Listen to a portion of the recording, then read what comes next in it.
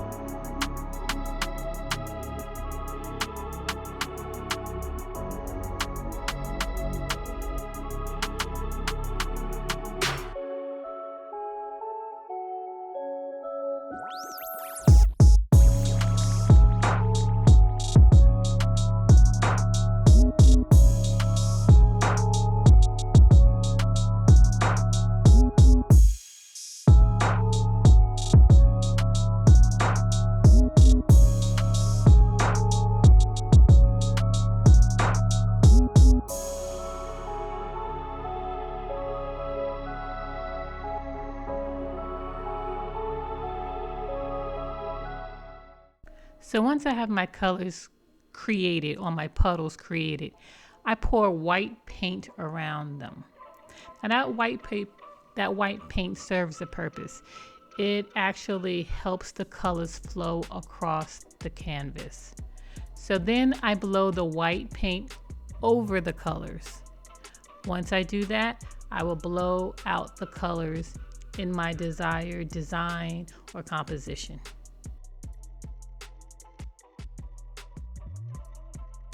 So now you start focusing on the details.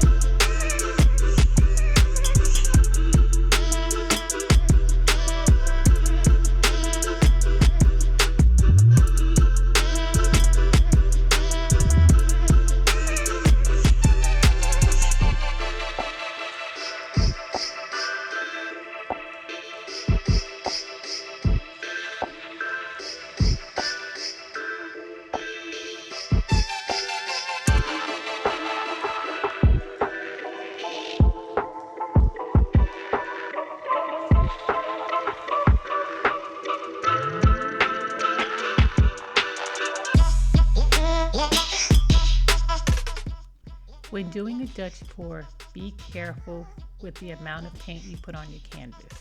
If you put too much paint on your canvas, when your paint is drying, it will crack and craze.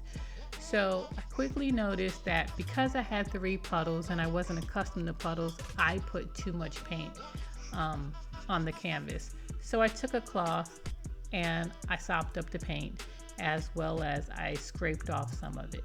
In particular, I had too much color on the canvas.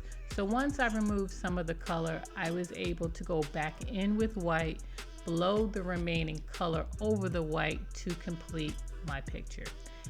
The good thing is I ended up liking the picture. So some people might say that's a fail. However, I think whenever you have a problem and you figure out how to overcome it, it's a success. So let me know in the comments below. Do you consider it a fail or a success? Anyway, like I said, I like the end result. So let's get back to watching the video. Phoenix Flow Art, creating is what we do.